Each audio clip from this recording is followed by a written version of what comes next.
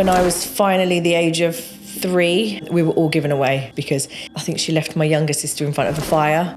Before we were taken away though, she put us all in a taxi and sent us off to like a random address that didn't exist. I never thought a therapy being an option for me. Not only did we get adopted by this family, we got adopted by this family. I don't think I see myself as an entrepreneur. Being an entrepreneur is a passion and it's a fire inside of you. And my husband didn't have a great upbringing, you know. He didn't, have all of this either. I heard this story that at 16 you ran away.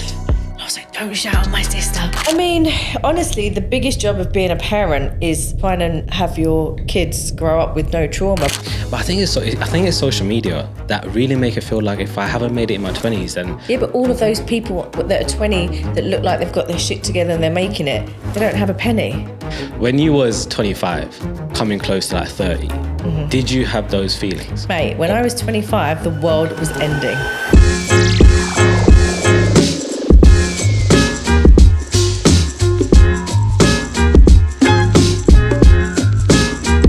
Guys, welcome back to episode 4 of Inner Child Podcast. I'm here with someone that I met early on when I moved here.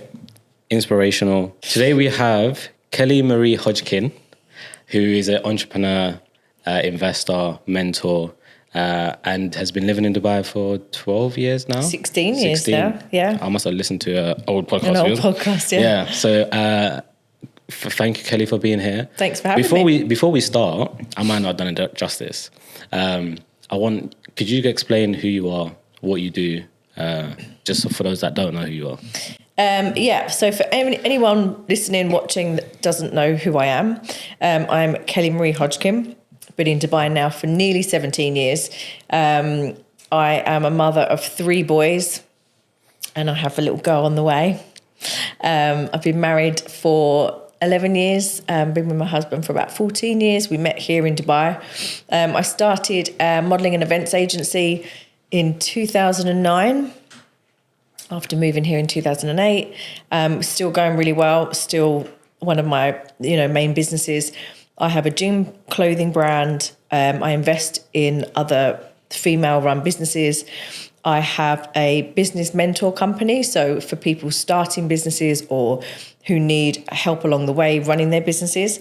And I host women empowerment events, retreats, and just big networking events. And I've recently just launched my 2024 journal. Yep, we have it right here. We do. And also comes as a package with notebooks and pens. So kind of a bit of everything, really.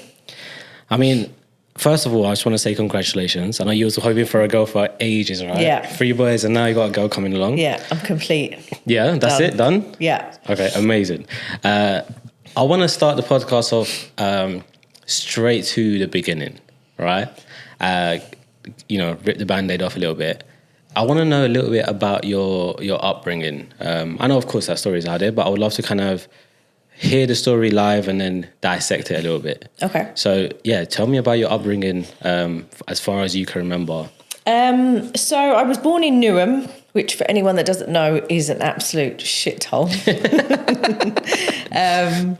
And I don't even know if it's in London. Is it London? It's like East London. Yeah. Or Essex. There's some people chatting. Yeah. And I was born to a 16-year-old mum who had my sister 10 months previous to me. Okay. So 10 months before me, she had my older sister. Are you the middle child? Charlie. I am middle, yeah. Oh, okay. I didn't realise. Yeah, need therapy. Because I met one of your sisters. Natasha. That's your younger sister? Yeah. So I never met your older sister? Yeah, so Natasha's a year younger than me, then there's me, and then 10 months there's my older sister. Okay. So all very close in age. She had me and my older sister, and that's where I think the problems began. Mm-hmm.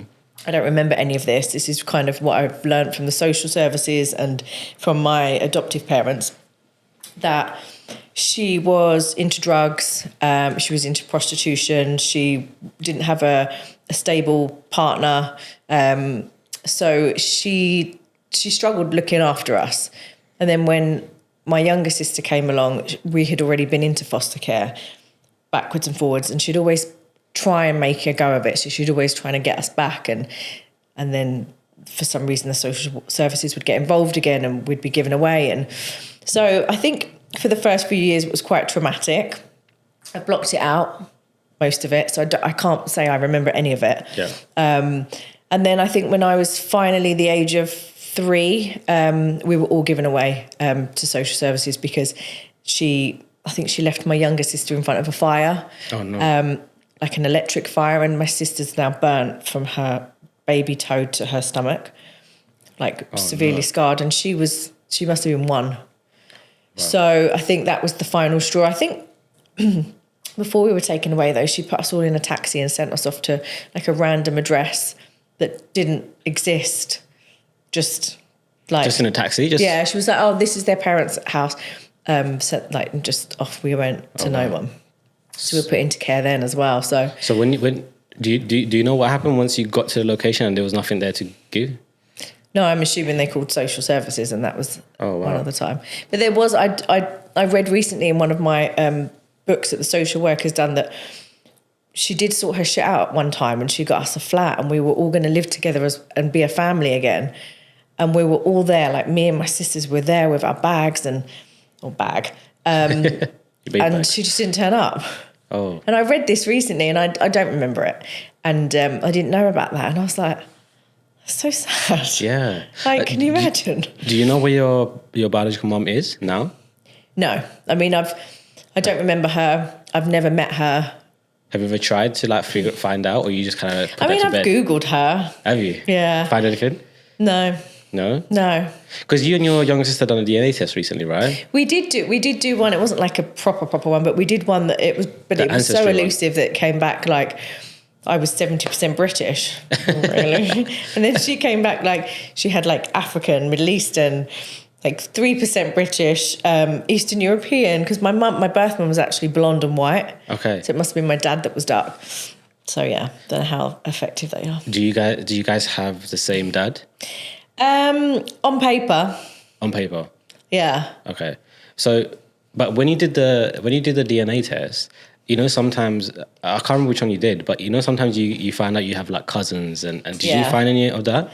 No, it wasn't that broad. I think it was it kind of it wasn't that. That would be interesting because you never know. Well, I do know actually that I've got 3 siblings, because when we were adopted, my mum and dad who adopted us, incredible people, she had become sick and she'd had cancer. She had cancer like 3 times before she eventually passed away. But she got a call the first time that she recovered from cancer from the social services to say that our birth mum had 3 more children, and she'd given them away as well. Really? And could my mum have them? Oh wow! But she just recovered, so she was like I physically can't. So you went into care, and then your foster mom took you on. So all 3 of you? We were all fostered. We were all with different foster families. We actually got split up. So I was with my older sister, and my younger sister was with another family. But when we were adopted, we all got adopted together. Oh wow! Okay, so then tell me about that. So from there, so after you got adopted together, what was your life like there? The adoption was apparently once in, like, it was a real like different case to anything they'd ever seen, because we were advertised in the newspaper, not like for sale, like 3 girls. Oh, okay. Like, because available kind of thing. Yeah, and we had to be kept together. And like, I mean, who would adopt 3 kids all at one time? Yeah. Age like 2, 3, and 4. Madness. Wow. But they did. Okay, and then, wow. So she adopted all 3 of you in the same time. Yeah. Did they have any kids? No, they couldn't have children. Which makes sense why, it's a complete family just there. Do you know what I mean? So she took you guys on. What was your life like once you joined them? I mean, honestly, I only have happy memories. We were all brought up in Wickford, which is in Essex.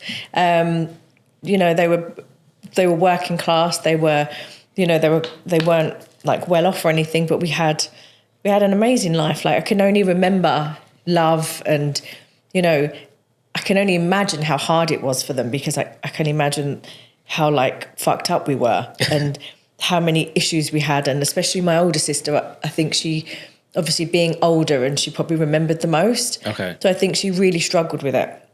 when my younger sister was so young, and obviously, you know, she was the baby, so she was the cutest, so she was the favourite. And I was kind of just there in the middle. And I just remember a few funny stories when we were first adopted, and we went into the house and like my sister was jumping on the bed or something. My dad told her off. I was like, don't shout at my sister. No. And then they asked us what we wanted to drink. And I was like, gin and tonic, please. What? Like, Where did they even come from? I don't know. But yeah, nothing but love. We went to a great school in Brentwood, and like, yeah, it was. I've always wondered. Great. I've always wondered what it's like joining a family that isn't your biological parents. Yeah.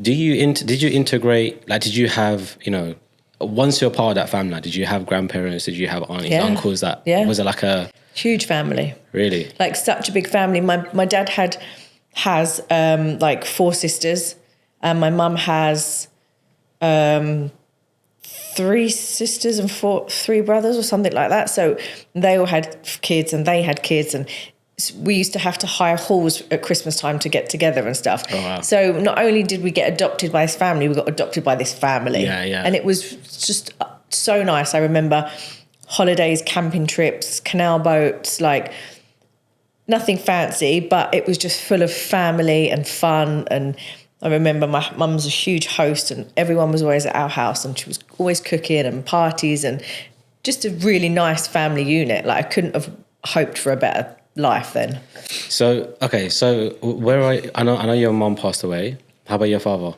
No, he's still there. Is there? Yeah. How close are you guys? How close are you and your sisters close to that family still? Do you guys still go back for Christmas? Do they come over here? Like, do you still have? No, I think my mum was like the glue. She kept everyone together, and growing up it was amazing. But then when she passed, and kind of as we've grown up and moved away, and the whole family seems to have kind of spread. So no, it's not the same. How about your dad?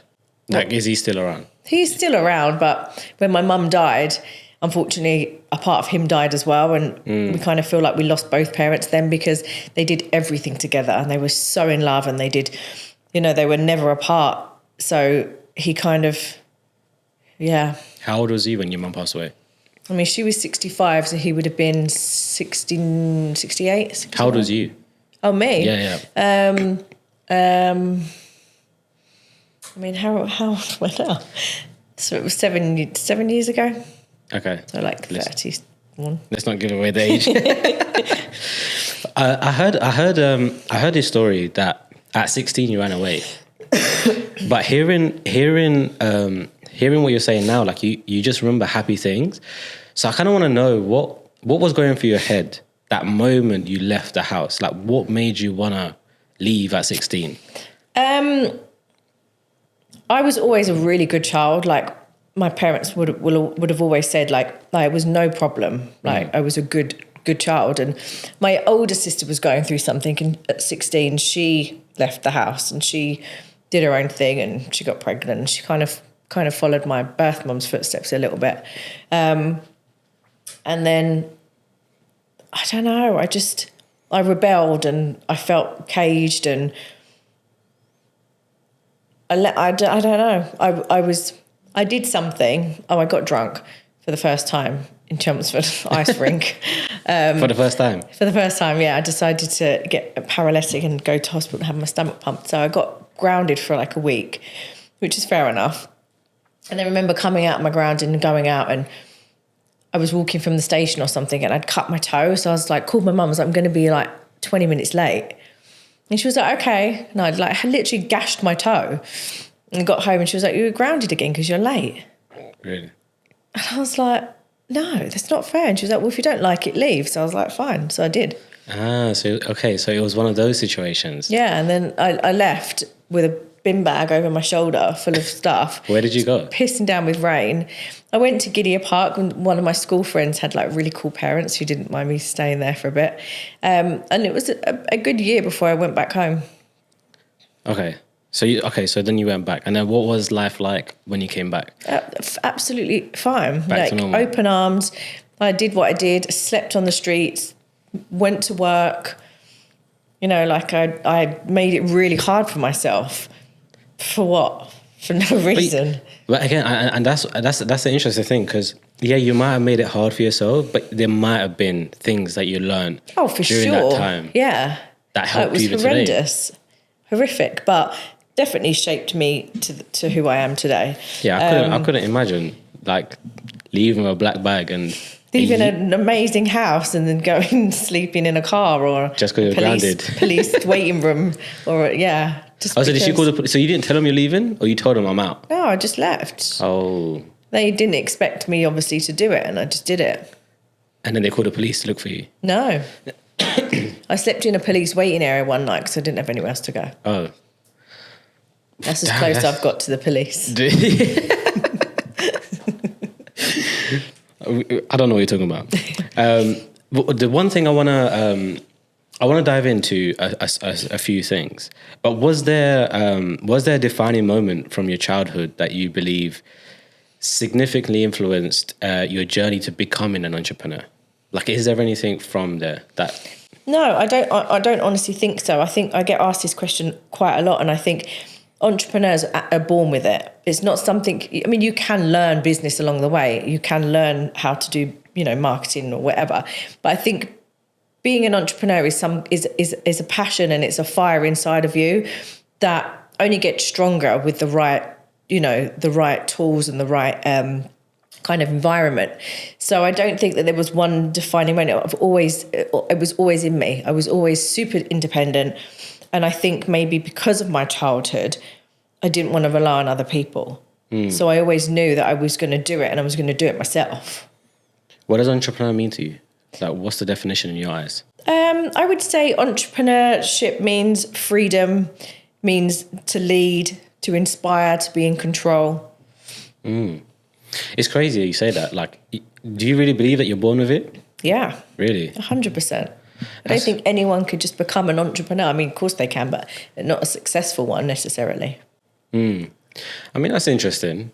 I mean, like, I don't think I see myself as an entrepreneur, right? Like, when I moved here, the plan wasn't to have this business. Like, it was like a ticket for me to live it. If my whole thing was just get a visa, come here, look for a job. And because I've always had a job. Though.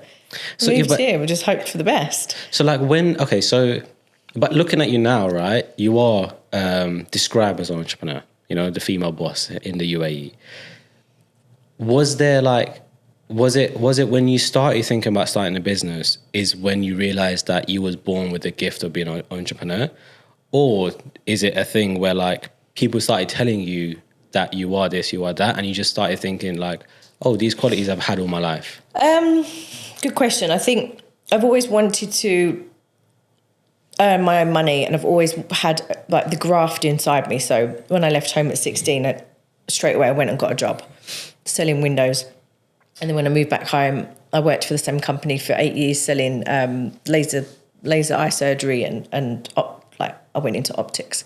So I always knew that sales was a good thing. I was good at sales.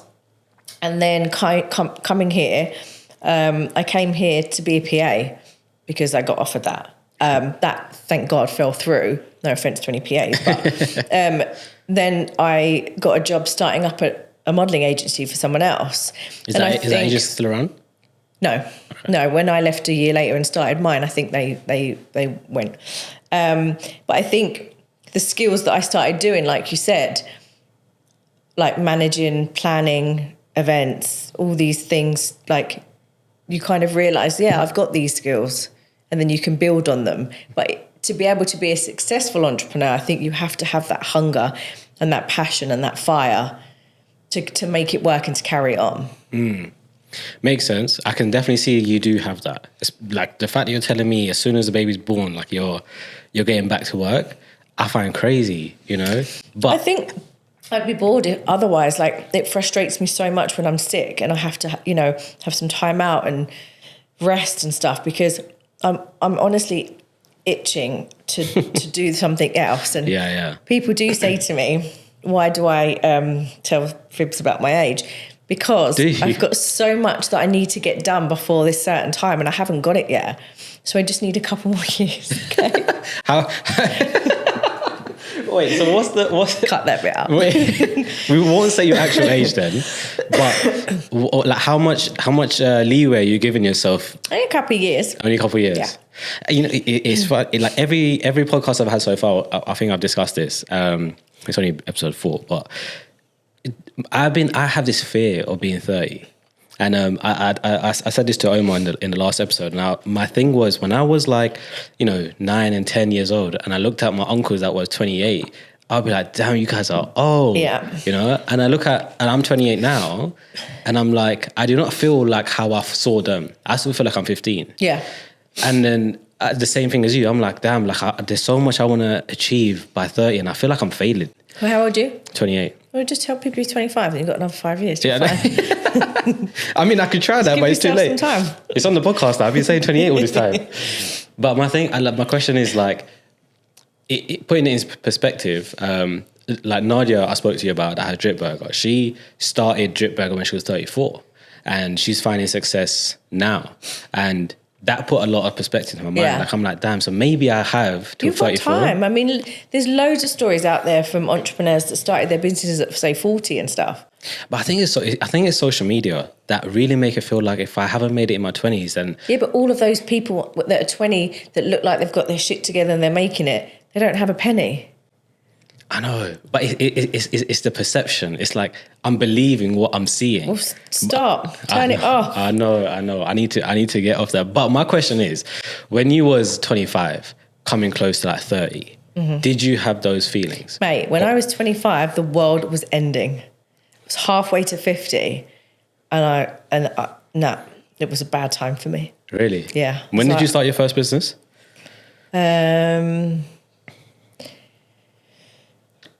In your 20s? 29. Oh, okay.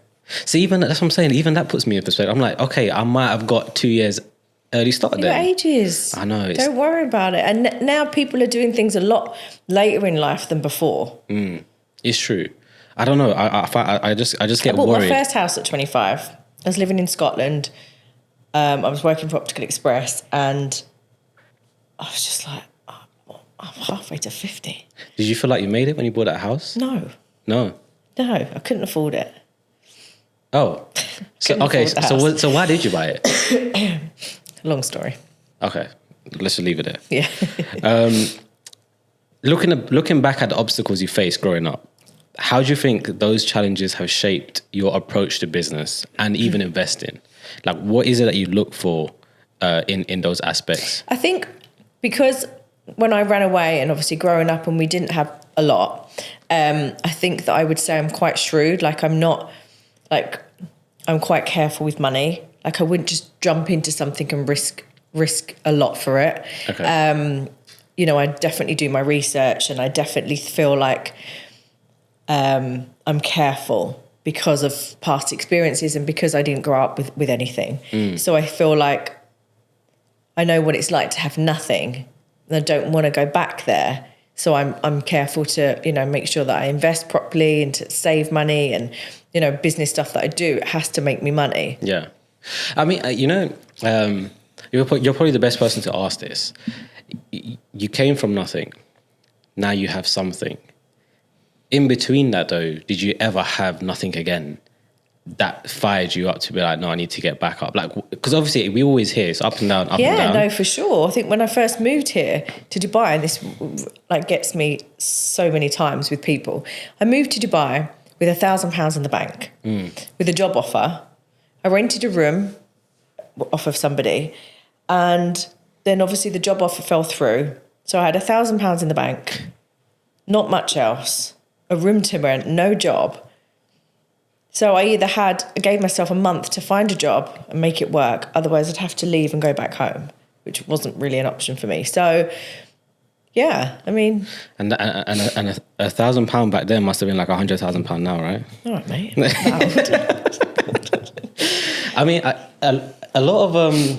I also hear that story it's quite similar to a lot of successful people. Yeah. They come with a certain amount and then they build on that. What would you... Like, what was £1,000 to you like when you was like 16? I mean, loads. Yeah. But then what about now? Do you still have that same value? Yeah. No, I do. I really do. Like, and I have this chat with my husband a lot because I'm like, oh, I've done this and I've got this and I've just done a big job for this. And for him, it's probably like, great. But, you know, for me, I still appreciate the value of money. Okay. Like even 500 dirhams, if I'm making 500 dirhams or something, it's still nearly 200 quid. Does it help that you and your husband built something around the same time, like in the same timeline? Yeah, no, for sure. We're both very much equals. Although, you know, his empire is a lot bigger than mine. I still don't devalue mine at all because it's still doing amazing. Or, Yeah. you know, on anyone's level, he's just on a different level. But like, because you both came up around the same timeline, right? When you met him, he wasn't this. No, this he was business starting out. He was starting his media company at the same time I was starting my modelling agency. So how has it been like?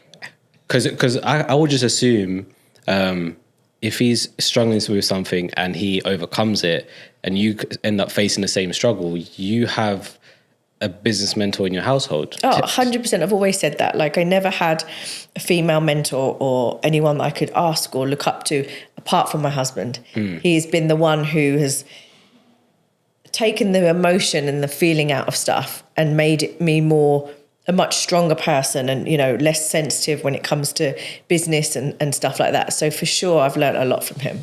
Does it feel like competition sometimes with him? No? No. What's your role to him?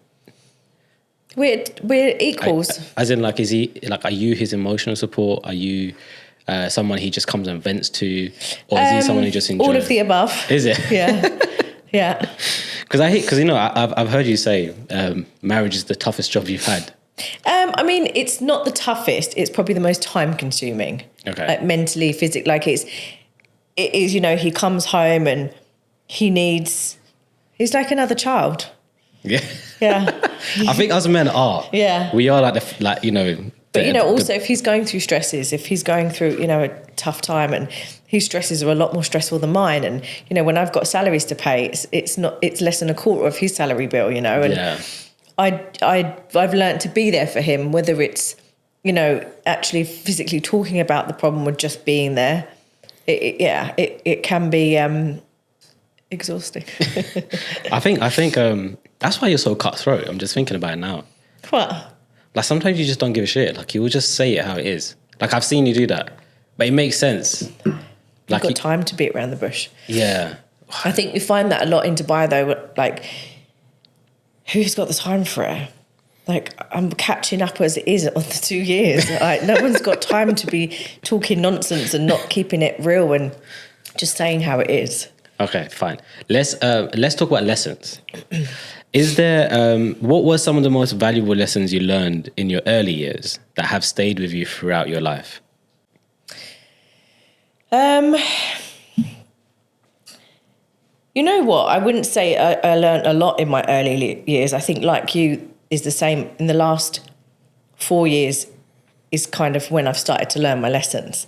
So I also started therapy about 4 years ago. Oh, did you? Because of all the stuff that I've been through in my past, I've always been fine. I'm fine. Like, I'm fine. I don't need therapy. Like, I'm fine. But I'm not fine. Like, there was so many situations and things that I've done in my personal life, in my business life, in all kinds of life, that's because of something that's happened to me in my past. And it was time just to cut it, you know, and I didn't want to take all my insecurities and all of my issues and all of my baggage and hand them down to my kids. So I wanted to kind of cut it off and deal with the problems and the traumas and stuff and kind of heal from things. And so now I'm learning lessons. I'm learning why I did certain things and just trying to be a better person for my kids, for myself. There is some stuff that's happened in my past and I don't know if it's true or if I've made it up or if I've blacked it out, and it could be some really bad stuff, but I don't want to keep going over it and I just want to heal from it. So I definitely needed to have to start talking about it and dealing with the inner child and the traumas and stuff. And kind of put it to bed and then just move on from it. Yeah. And it's really honestly changed my life. Have you put it to bed? I'm still doing that. Okay. Yeah. It's interesting. I mean, like I was the same. I never thought a therapy being an option for me. Like I just thought like there's nothing wrong with me. Yeah. Like I'm good. I'm happy. I'm enjoying myself. Yeah. But I found myself in positions where like people used to call it seasonal depression, but I used to feel like that all year round. Mm-hmm. Even like I think I'm fine, but people around me, my close people, are telling me like this is your situation and you're acting and behaving like this, and it's not great. So when I thought it got really bad, and I thought to myself, okay, like I think I'll give it a try. What's the worst that can happen? At least I can shut them up if it's nothing. Off the cut, the first session, I realized like there was a certain behavior that I would do because the first time I lost a friend who passed away when I was 14, and from that age 14, 13 friends of mine have passed away till today. No way. Yeah, and it's and which is one reason why is I don't celebrate funerals. I not celebrate, but I don't go to funerals. Yeah. And I don't celebrate my birthday because on one of my birthdays, a friend passed away, and which is why I don't celebrate birthdays. But I never told people close to me why I didn't celebrate my birthday. So when it comes to celebrating people close to me, I used to have this thing, like it happened recently, and I went to a birthday party and I was like, damn, like I do wish I could celebrate because this is actually fun. Yeah, like everyone's enjoying themselves and there's nothing negative about it. Yeah. But I feel like when it comes to mine, I just think about my friend's family using my birthday, that day he passed away. For a different reason. Yeah. Like just sitting around and maybe sharing amazing stories about him and what he used to be like or mourning him. And it affected me. Yeah. But I didn't know this. I didn't realize this. It was just a thought of mine like, damn, it's my birthday today, but it's also the day when Jermaine passed away. And I'm like, what's his family doing? And it's a thought cycle that it just goes. So when I was talking to my therapist, I didn't realize like things that happened in my childhood connect to why I do things today, which obviously inspired this conversation. Yeah. So now, like, you're saying like you didn't deal with things, so you done your therapy 4 years ago, and I'm doing it now. I can just imagine how your first few discoveries must have been like very impactful for you, because was it like your first few discoveries of your childhood trauma, was it like a light bulb moment? Like, no, it was exhausting. It was stressful. It was exhausting. And I started 4 years ago. I haven't stopped. Like, it's so you've been consistent. Yeah. Like even just little things, you're just working on yourself and self-healing, but it's exhausting to delve back in and, to uncover stuff and to talk through things. And it's exhausting, but it needs to be done. Tell me if I'm being a bit too personal, and you can shut me down. But is there one discovery from your sessions that you are comfortable talking about that you, like your childhood trauma that you never dealt with, that connects to today? No, because I still don't know if it happened or not. Oh, so as in like you have a memory, but you don't know if it's a... Yeah. So I think I was physically, sexually abused when I was fostered. So before I was adopted, but not, when I was in foster care, I feel like it was the son of the family that I was being fostered by. And I did tell my mum when she was alive, not my real mum, my mum that adopted me. And she did say, like, we'll take it to the social workers, but I was like, but I can't remember. I don't want to be just making something up because of something that happened and I've, or I've blacked it out and it didn't happen. Or it did happen. Do you know what I mean? So I don't know. Where do you think that started from? Like, where did that? Was it a day? Like, was that? Because you're saying you don't remember. I've grown up with it in my head. Okay. So it was not like I've become an adult and I'm like, did this happen? No, I've always thought it because I remember taking it to my mum when I was old enough to talk about things, and I've always wanted to do that ayahuasca thing in Peru. Where you take I saw that. The medicine. But that looks intense. It takes you back to these traumas and you can actually see yourself what happened. Yeah, and then you can put it to bed. I literally saw them. I know they look intense. Yeah. But I'm like, I really want to try that. Yeah, I think it's good. A few people I know have done it. Yeah, celebrities have been doing And they've it. gone to a situation where, like, say, God forbid, if you were raped or something and you can't remember anything, it takes you back there and you're watching what happened. So you can kind of put it to bed. Interesting. I mean, you know, like I had a similar situation where I remembered something one way between my mum and dad. And I was a child, so my idea of what's actually happening was through my imagination. Yeah. And then I saw a very similar scene happen on a TV show. And it made me think like maybe what I saw wasn't what it really was. And this is what it really was. Yeah. And I remember I spoke to my mum about it. And she was just like, yeah, like I thought I was shielding you from these things. I didn't realize you actually heard things or seen things. So I understand that to a certain extent. Like my imagination was like thinking, I don't know what I was thinking, but when I saw it on TV, I was like, yo, like I was that kid sitting on that staircase. Yeah. And is this how it really went down? And as children, you do protect yourself from so much. And I think you grow up and you do have to just shut doors and kind of just get on with it. Yeah, I think children, and that's what scares me about having children.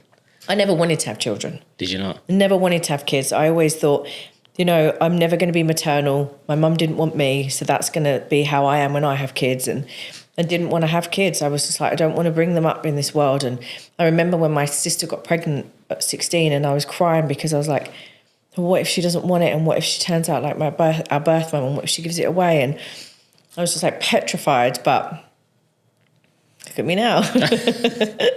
I mean, like your kids are very cute, and but I see I went into your eldest son's room one time, and I see a massive TV, and I'm like, that's my inner child. Like I'm just like I wish, like he can appreciate what he has, because his struggles are going to be so different. Yeah, I know. To our struggles. Yeah, and my husband didn't have a great upbringing. You know, he didn't.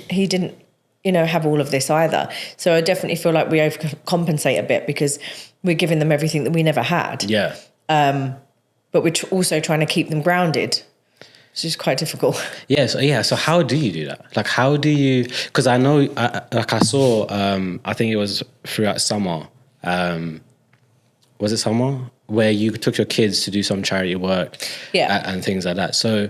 Is that one of the ways you keep them grounded? We do a lot of things. I think, you know, we try and every month before their birthdays and before Christmas, we do a big thing where we give all their toys to charity, and you know they know the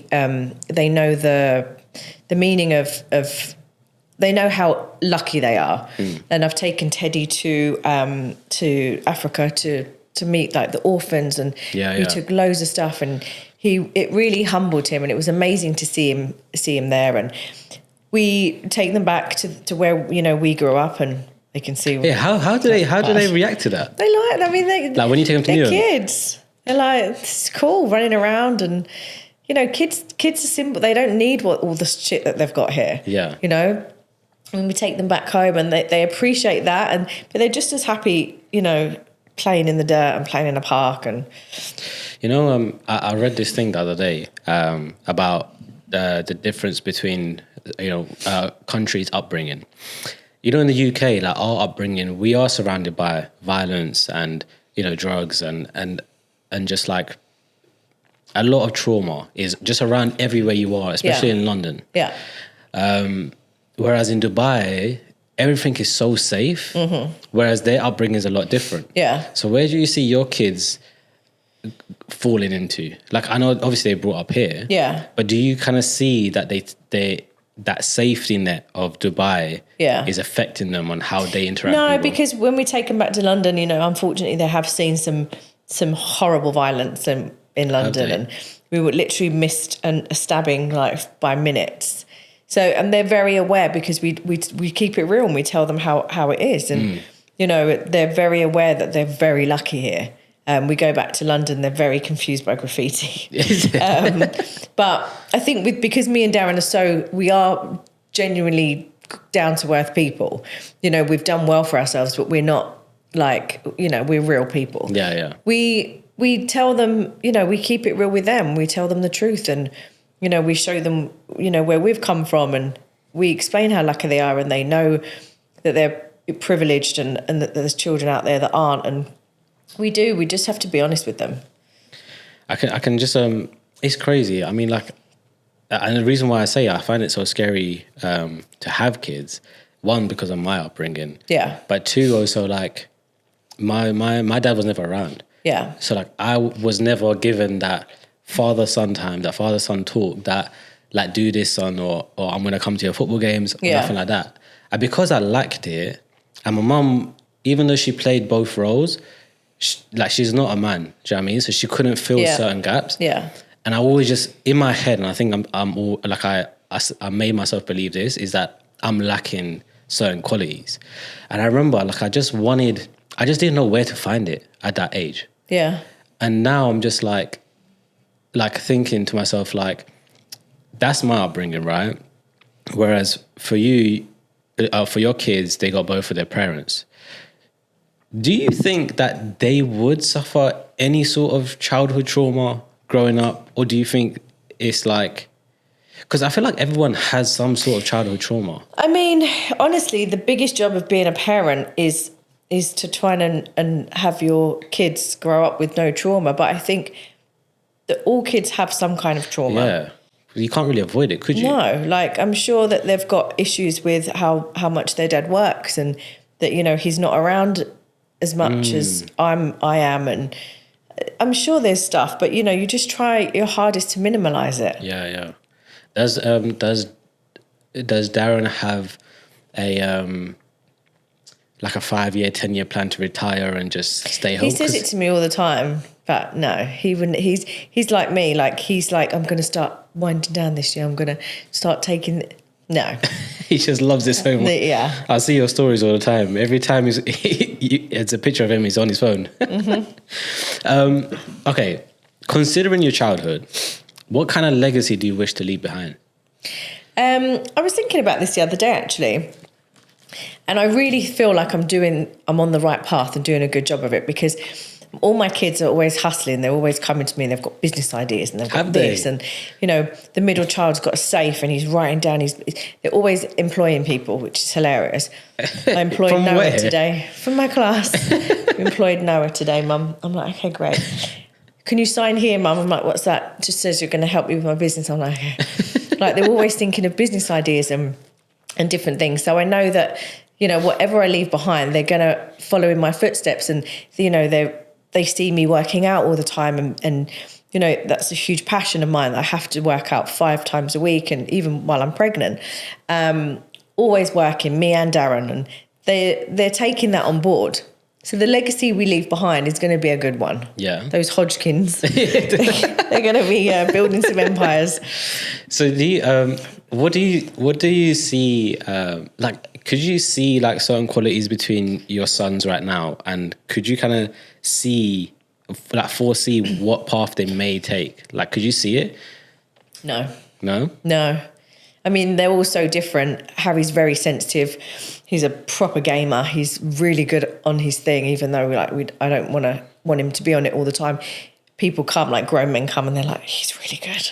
You know, you can make a lot of money from that. Money then? How do you do it? I don't know how to do it. And then Teddy's like the hustler, but he's the sportsman. You know, he loves sports, and he loves gold chains and watches, and he's got a safe, and he puts squirrels away his money in it. And then the youngest one at the moment is just a performer.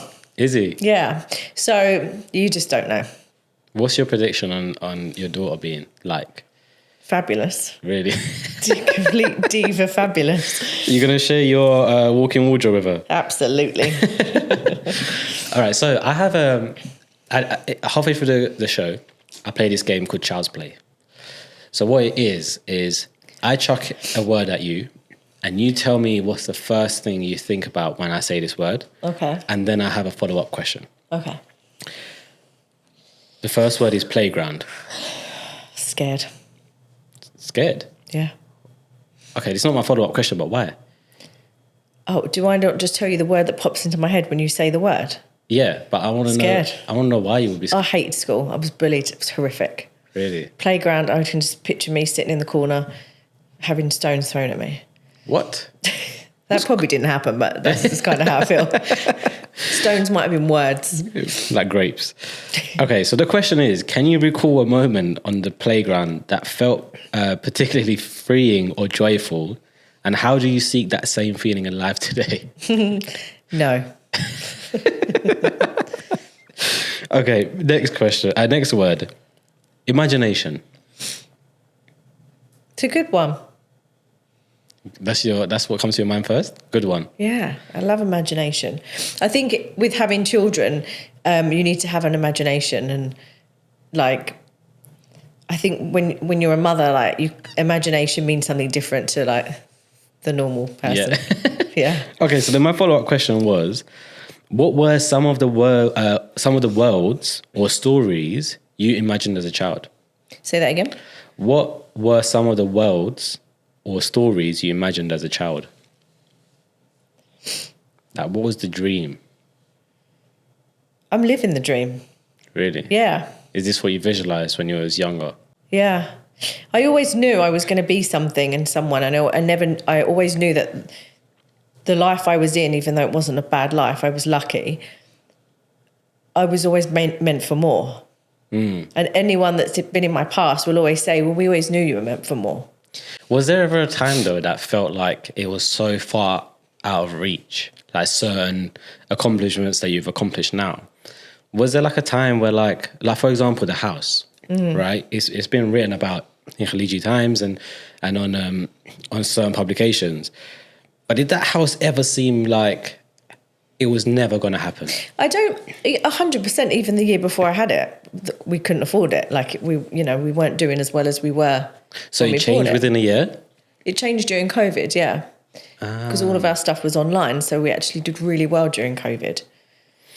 That makes a lot of sense. Yeah. But I don't think I ever went through life with these goals and like, it's taking me ages to get there. And, it was like I achieved and I enjoyed it. I achieved and I enjoyed it. And then when now I'm here and now I'm like, I can So are you at your complacent place now? Oh yeah, yeah. Like there's nothing else you want to achieve? Like, I live a really nice life. I work really hard to keep it here. Alhamdulillah. There's nothing I want, but there's things I can have. Yeah. But I don't want to just be like, okay, I'm happy now. Like I've still got so much more to do and so much more to give. And then the things that come along with that, then great. So I'm not like, right, the next thing I really want this. Like, I work hard for me, and then when I get to a certain point and I can afford something, then I get it. So are you in a position now where you're just doing things that you're passionate about? Yeah. That's what you're... And to make money. No, of course. Because I like nice things. But like, it's connected to passion. It's not like I need... No, like I'm not like, I really want this ring or I really want this thing, so I need to work harder. Like, I love working. Like, I love working. I love working and then being able to enjoy the things that I want. Yeah. But there's nothing that I really want. Nothing at all? No. I wish I'm sure there's things that I kind of need, but I don't really need them. But next word, comfort. Just means so different to probably what you're thinking. But what does it mean to you? Comfort for me is like just being at home with the kids and wearing my pajamas. like I'm comfortable. Okay, but the follow-up question. What was your childhood comfort object or activity? And is there a way you replicate that comfort in your current routine when facing challenges? I think, again, comfort was always when the family was all round, like meal times. I try and do that now with the kids. I think it's really important to sit with the kids and all talk about your day and stuff. And I think for me, I always had that growing up. And I think that's really important to still have that now, and just gives that kind of comfort feeling.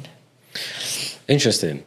My mum has always tried to have us all sit around the table and eat together. But I think what happened with our situation is my mum never had the chance to build a relationship where we can speak. it just felt like Forced. we're going to get told off, Yeah. or we're going to be asked about school grades. Yeah. And, you know, just like, are you doing well in school and things like that? It was never like, How was your day? yeah. Have you got a girlfriend? Yeah, things like that. And then I guess because of that, I find it so hard to sit around the table. Yeah.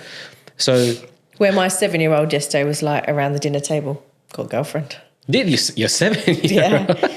Darren's like, really? And then he's on the phone and Teddy goes, oh, straight on the phone again. so they see these things. Yeah. And that's the only thing I can think of with the whole trauma thing. Like, you know, he works so hard for us. Yeah. But he's missing out on so much. Do you think he'll ever regret that? Yeah. Way when he's old, or is he starting to regret it No, now? I think like he knows he does it, but he feels like he doesn't have a choice and he's doing everything that he's doing for us, and I get that.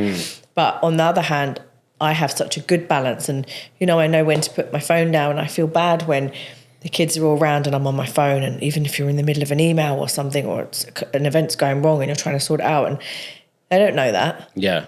They don't know. They just want your time. Yeah. You know, so I've always heard a girl changes a dad.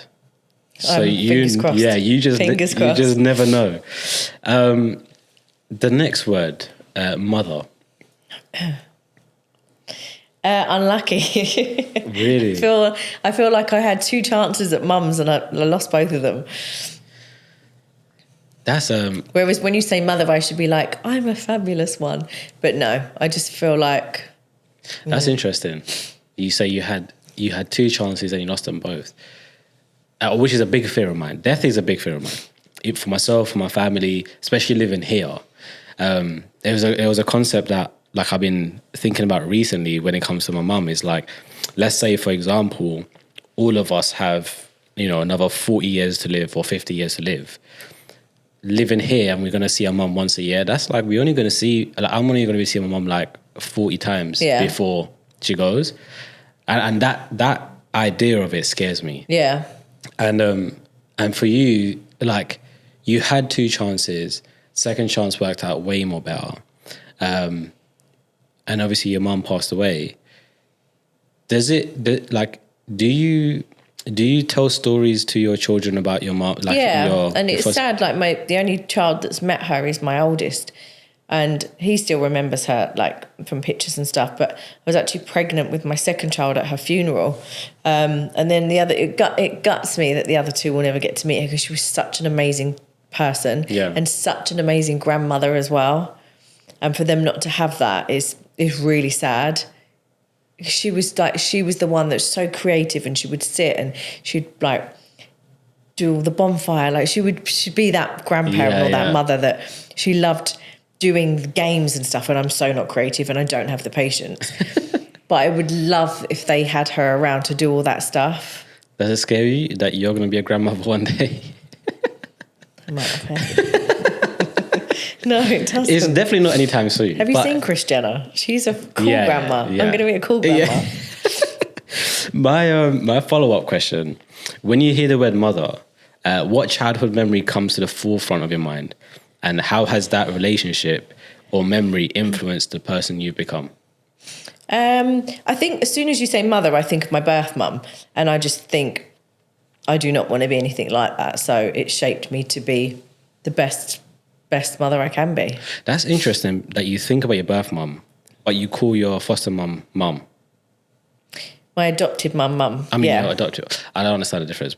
Foster is when... Foster's when you're in foster care. So you're not actually under someone's... You're with a family that fosters you, like... For a certain amount of time? Like a stray, like fosters... okay. Yeah. Okay, so you're adopting mum. But you call your adopting mum mum. Mum. So how come she didn't come into your mind when you... I don't know. I just think of the bad. Really? Think of what I don't want to be.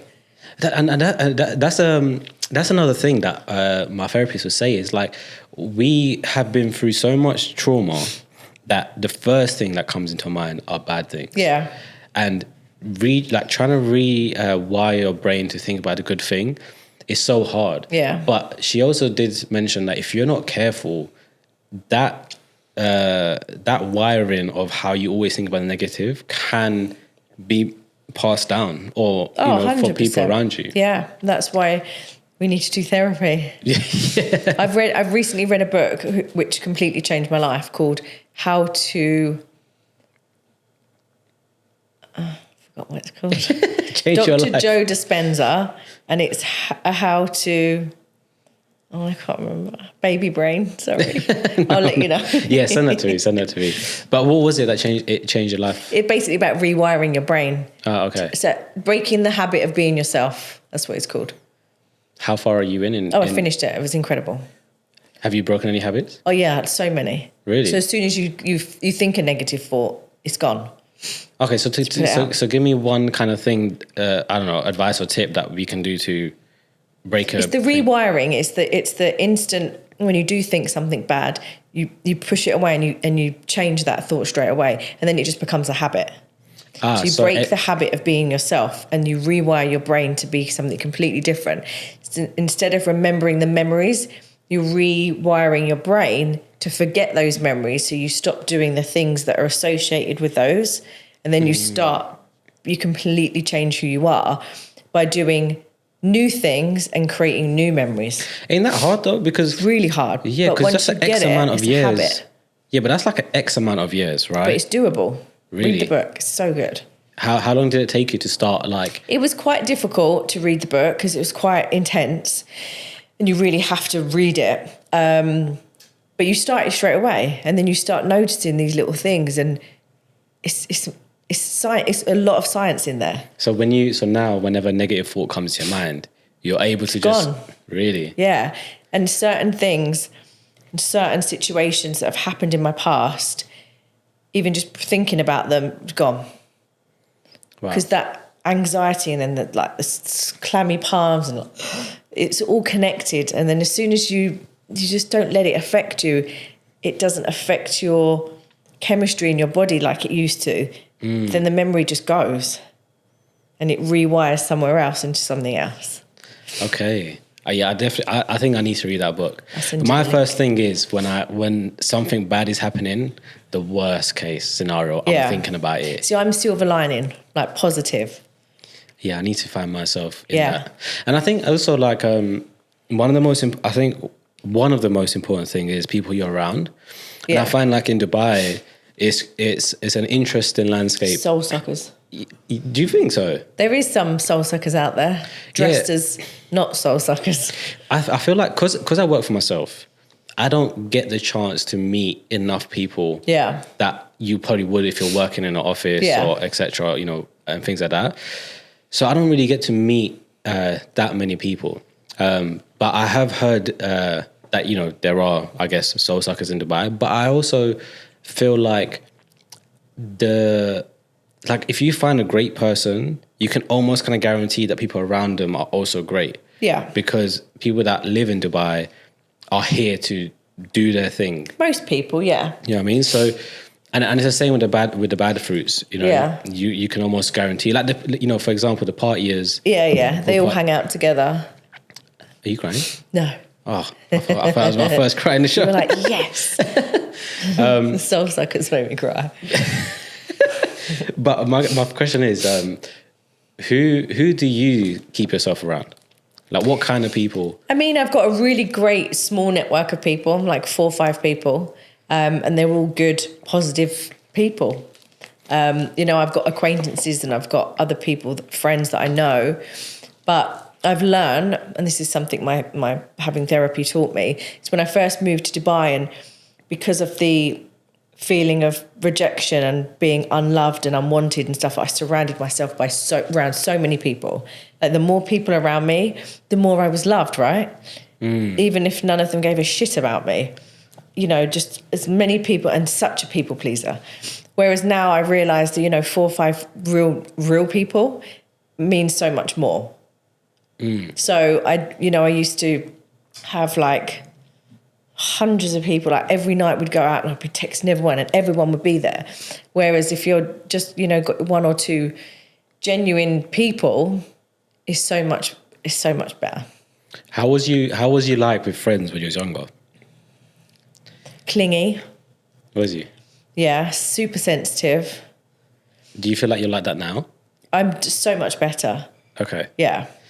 Like now, like I won't overthink if something, and if like I'm still quite sensitive, but you know, I know that if you do something and I react, it isn't because you've done something to me, it's because of why I've reacted, because of something that's going on in me. So like I say to people, they're like, oh, so-and-so did this to me. And I'm like, but that isn't to you. Like how you've reacted is, you know, they're acting like that because of something that they're going through, not because of how they feel about you. Yeah. You know, you have to rewire the brain to make you think of things differently. Like, say if my husband did something and I'd be like, why is he doing that? But I'm acting, he's not doing that to me. I'm reacting like this because I'm insecure. Okay. What do you mean though? Like, as in like, when you say he's not doing that to you. So say if he did something that was like, and I thought, why is it that like I overreacted and I instantly think it's the worst thing ever. But it's how I've reacted because of my past experiences and because my insecurities. Okay. And I've blown it out of proportion and made it into something that it isn't. Yeah, it's like he meant it another way, you took it a different way.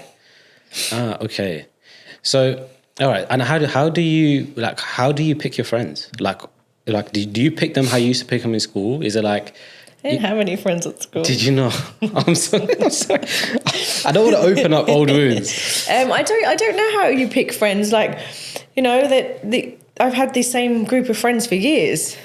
You know, in Dubai. Yeah, same group of friends for the last like 15 years. Because I always wonder, like, you're very open, like you're very welcoming. Like you have like group gym sessions in your house, and anyone's any of them. I know, that's what I'm saying. Like anyone, but obviously there's an opportunity that you can become close to them and things like that. But you're so open. Do you not protect yourself in any way? Like, or do you just kind of like, like what is that? But then they're acquaintances. They're not my friends. Yeah, but obviously they could. So but like you were know so someone, open, and then you become friends. But you know bad energy when like I can feel bad vibes. Yeah, I know. I remember you told me. No, I'm just kidding. Straight away, I can feel a vibe. The energy's off. If the vibe's off, I can feel it. I wanted to. I remembered I wanted to ask you this, and I totally forgot. And it was meant to be early in the show, so it might feel a bit. But your friend Dawn, I remember when I first met her. She said to me, she was like, "Your energy is amazing. It should be protected." She was like, "You're the type of person that what she say? She's basically I remember what she was kind of saying, like your energy is amazing, and when people are around you, they love you." And for me, like I never believed in those kind of things, especially where I'm from. Like we don't really come across these kind of things. You only see it on TV and stuff. Yeah. But you have people around you like that, like Dawn, and you also go into retreats and do all this meditation and like only in the last couple of years. Yeah. So my question is like, did you was that a thing where like you started? I'm trying to word it in a way like that whole scene, meditation, the whole crystals, all of this stuff. Did that make a positive impact in your life that made you think, oh, I need to look more into this? Huge. And then did it change anything? When I started therapy and when I started healing and self-healing, and you asked me 4 or 5 years ago, my friends would all be like, I'd be like, oh, the moon. Sorry, what crystal? Like, what is that rock? But the way you talk about it, it's like you've been doing it all your life. No, literally in the last, I'd say 3 years. And it gradually... I think when you hit a certain point in your life when, you know, you're doing therapy or, you know, you've got to a certain stage and there's not a lot else that can really help you apart from the fucking moon. But I just feel like if you delve into it and, the moon is the cause of so much and the energy how does and the moon, like, how does it help you? Like, it's just a full moon, no? Because it's energy. Comes from we're where? here from energy. Like we exist because we're energy. Okay, but where does this energy come from? The fact that like Like, because I know some people kind of, it's a full moon, they're out by the ocean. It's just a thing that it's well known where when it's a full moon, it gives you time to let go of stuff. So I find it a release. Like the meditation stuff, I'm not very good at meditating, but I'm trying to do like 15 minutes in the morning if I can, now and again. I've got my crystals and each of them is meant for something else. And I'm just here to hope shit helps me, if I'm honest. I'm just really hoping. But I do find that the manifesting and the affirmations and the meditation, I do find it works. Yeah. You know, the changing the habit of being yourself and changing how you talk to yourself and changing all the negatives to the positives. Like, it sounds weird, but when I ask for something, I get it. Do you? Yeah, because I believe it. You can't just manifest something and be like, I really want this, I really want this. You have to feel what it feels like to have it. Okay, wait. So talk me through this. How could I get what I want by doing that? Like, what's your process? So, Dr. Joe Dispenza, you basically have to imagine that you already have it. So, what is it that you want? I've already taken. Let's say a massive house. Okay, so you have to imagine yourself in the house already. So you're already there. How does it make you feel? Okay, makes you feel excited. Okay, so you need to really feel excited. Okay. You need to feel excitement. You need to So I have to feel like I'm in the house? Smell how the house smells. You need to feel the excitement of being in the house. I can smell oud. It smells nice. It smells really nice. The sofa is massive. There you go. Feel how comfortable it is. Oh, look, I got a pool at the back. Take off my clothes. Too much information. Into my swimming shorts. I'm in the pool. Okay, so I feel it. If you do this every day for, I don't know, 3 to 4 weeks, it will happen. Dr. Joe Dispenza, read the book. Okay. He does a 15-minute morning meditation. This is the most I can do. Try and do that. And he tells you what to do. He tells you how to get rid of the person that you are and how to be the person that you want to be. Okay.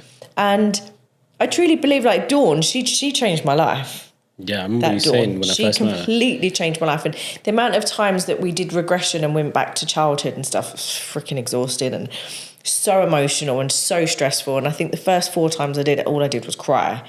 But when you're kind of under, you don't know you're crying, but you just cried the whole time. And she healed like huge parts of me, and what she says makes total sense. Okay. Like everything you want is already inside of you. You just have to believe it. And I'm such a positive person, and I'm so, like, if my friends come to me and they're like, oh, this has happened, I'm like, but look at the positive. Look at this. And then Darren comes, oh, we're playing Arsenal tonight. We're gonna. What team does he support? West Ham. Oh. And I'm like, that's the spirit, mate. You know, of course we're going to lose now. Like, you have to be. And I say it to my eldest as well. He's quite negative. And he'll be like, oh, I've got sports day, I'm going to lose. I'm like. That's the spirit there. Do you know what I mean? Like, where's the positive? Like, my middle child is so positive. He loves a crystal, by the way. If he sleeps with me, he puts one under his pillow.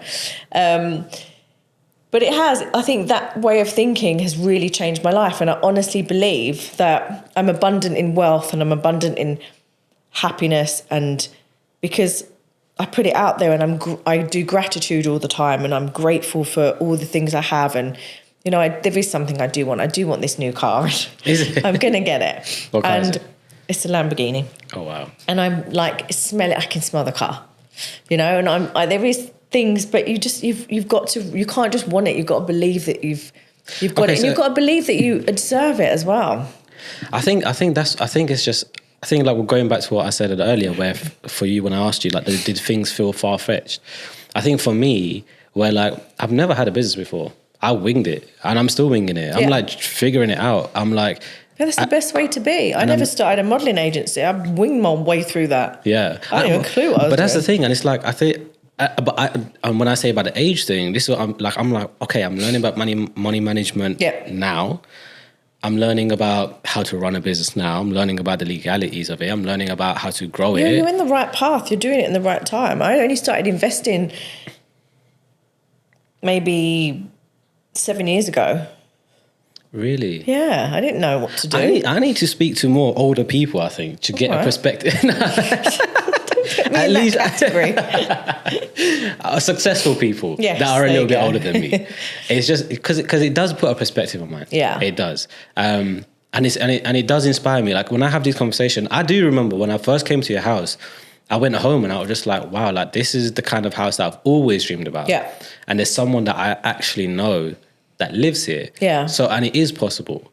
And then when you told me you were from Essex, I'm like, from my neck of the woods, it's like you're not that far off from me in terms of like, you know, I don't need to contact someone to contact you. No. I can message you. Yeah. And just to know that, it just feels like these dreams could, it is achievable. So I guess I will try that manifestation. I will check out, send me the I will, book. I'll send it to you. Okay. We end the show on this little exercise. So I just want you to lean back a little bit, as far as you can go. I want you to close your eyes. Imagine your bedroom door as a child. See that door, the first door that comes up to your mind as a child. Go inside that door and you see your child self sitting there. What would you say to that child?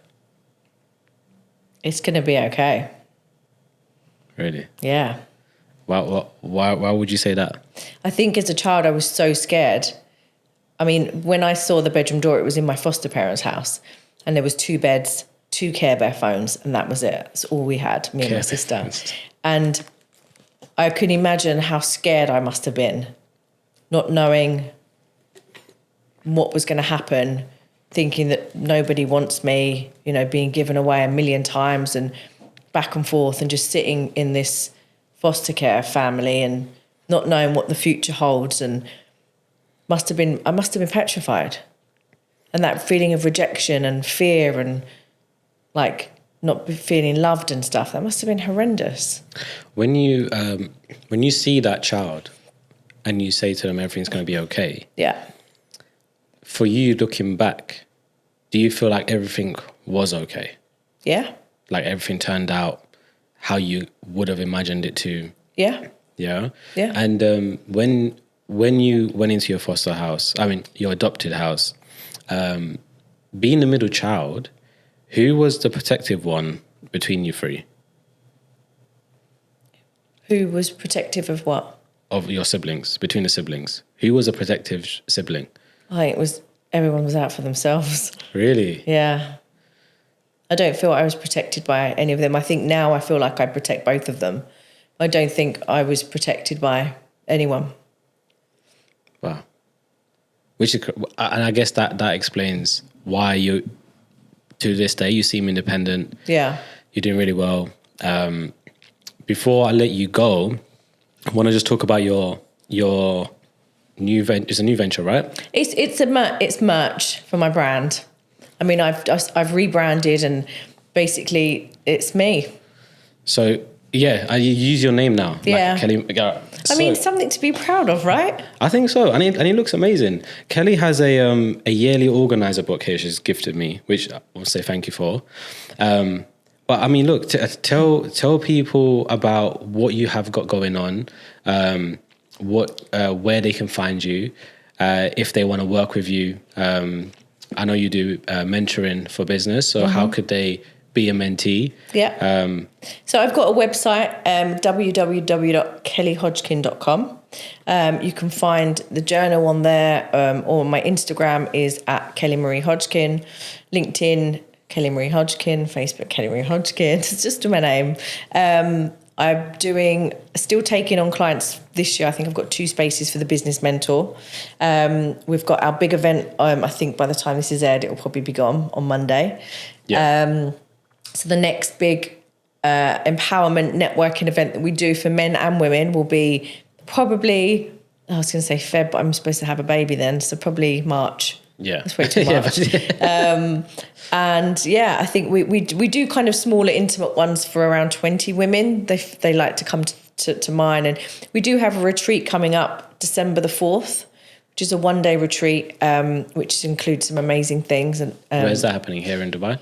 Yeah. Amazing.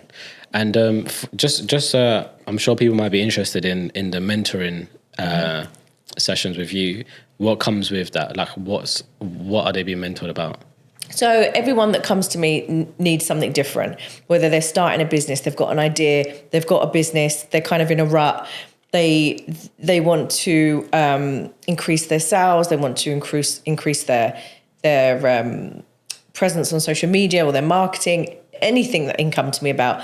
After being in Dubai for 17 years and kind of building businesses and going through everything, I think the most impactful and the best thing that you can have from someone is experience.